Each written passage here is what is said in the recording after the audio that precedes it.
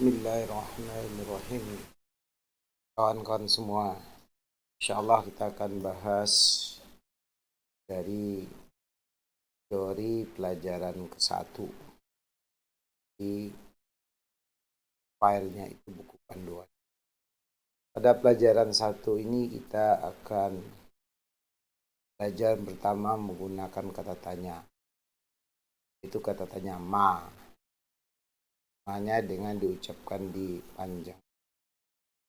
Pertama, ma hadza, apa ini?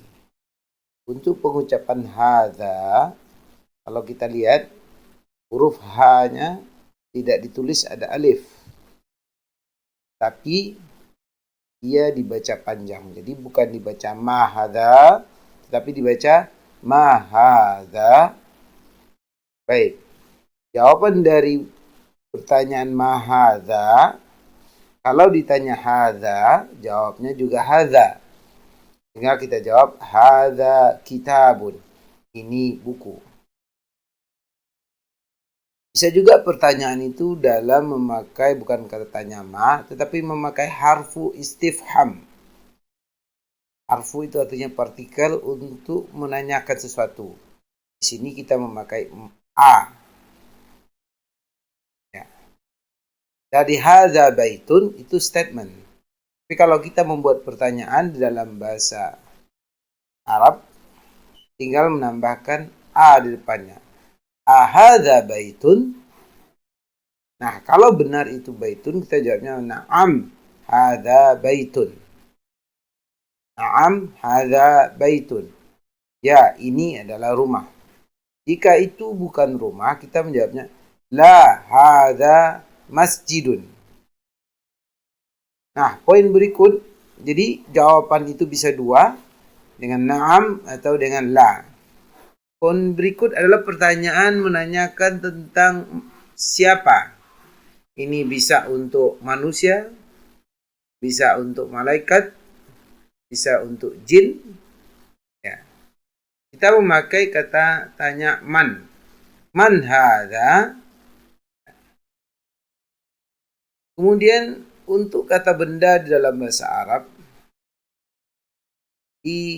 ia dikenal dengan istilah nakirah dan ma'rifah.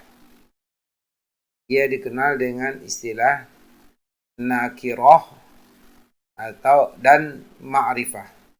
Nakirah itu isim yang dalam bahasa Arabnya adalah indefinite. Benda yang belum jelas. Di nakirah, benda yang belum jelas. Belum spesifik. Contoh dibaca tadi, kitabun. Ini termasuk isim nakirah. Ya, hadza kitabun. Kitab yang mana? Nggak jelas. Tidak disebutkan. Hadza kitabun. Kalau kitabun ini padanannya dalam bahasa Inggris a book. Ya, tersebut a book. Jadi kitabnya belum jelas. Nah, jenis isim yang kedua dalam bahasa Arab atau pengelompokan untuk benda ini bisa disebut dengan ma'rifah, sudah dikenal. Artinya sudah dikenal. Ya, kalau dalam bahasa Inggris disebut definite article. Dari kitabun tadi nakirah, kalau kita mau membuat bentuk ma'rifahnya, bentuk yang sudah dikenal, di depan kitabun kita tambahkan al. Sehingga kitabun itu adalah nakirah, ma'rifahnya al-kitabu. Nah, menarik setelah kita menggunakan al ini, tanwin di kitabun yang akhirnya tadi tanwin, sekarang menjadi tidak boleh lagi tanwin. Domahnya hilang satu. Dari kitabun nakirah menjadi al-kitabu itu ma'rifah. Jadi salah kalau kita baca al-kitabun. Salah. Karena dengan ada al dia tidak boleh lagi tanwin al-kitabun. Atau sebaliknya juga salah kalau kita tulis kitabu tanpa tanwin. Dia tidak ada al tapi akhirnya tidak kita berikan domatain. Kita baca kita tulis kitabu juga salah. Jadi bentuk asal dari isim itu adalah nakirah, kitabun. Nah, kalau mau dimakrifahkan, disebut dibaca dan ditulis al-kitabu. Kalau dalam bahasa Inggris, kalau kitabun sebagaimana kita sebut tadi, diterjemahkan a book. Kalau al-kitabu dalam bahasa Inggris kita pakai the book. Ini bisa kita jelaskan di dalam bahasa Inggris dengan bahasa Inggris, karena bahasa Indonesia tidak mengenal ya pakai e atau pakai the ya. Kemudian lagi kita lihat kosakata yang ada. Ya. Kosakata yang ada di sini yang pertama baitun. Lihat, akhiran dari kata benda ini, isim yang kita sebut kata benda, dia selalu tanwin bentuk aslinya. Baitun. Sebagian besar dia dalam bentuk tanwin. Baitun. Berarti baitun ini ditulis adalah sebagai isim yang nakirah. Ya. Kalau kita mau menambahkan al, dari baitun menjadi al-baitu. Kalau baitun a house, kalau al-baitu the house. Baik, berikutnya adalah masjidun. Ya, kalau menambahkan al menjadi al-masjidu. Babun, pintu. Kalau ditambahkan al menjadi al-babu. Kitabun. Kalau ditambah al-kitabu. Hati-hati dalam membaca kitabun. Ini huruf tanya dipanjangkan. Ya, kalau tidak dipanjangkan nanti bisa berubah arti. Artinya bisa menjadi banyak kutubun. Banyak kitab dalam bentuk jamak. Kemudian qalamun, pena. Pakai al-qalamu. Berikutnya miftahun, maktabun, sarirun, kursiyun, tasdid ianya, kursiyun, najmun. Kalau najmun ditambah an-najmu.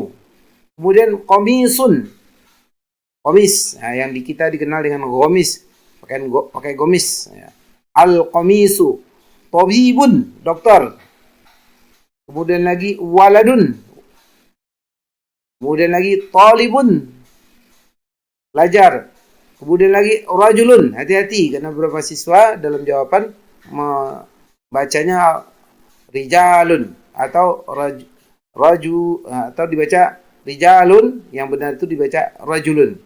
Kalau rijalun itu bentuk jamaknya, banyak laki-laki. Kemudian lagi tajirun, pedagang. Tajirun, sampai Indonesia menjadi tajir, kaya. Belokan atau perubahan dari makna. Kemudian kalbun. Kalau pakai al-kalbu.